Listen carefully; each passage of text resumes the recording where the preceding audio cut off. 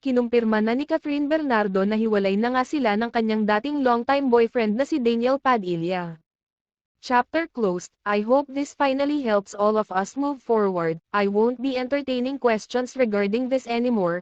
Thank you for understanding. Yan ang naging pahayag ng aktres sa kanyang Instagram account. Marami ang lumalabas na tsismis na si Andrea Brillantes umano ang naging dahilan ng hiwalayan ng dalawa dahil nakita daw ito na palihim na nakikipagkita kay Daniel.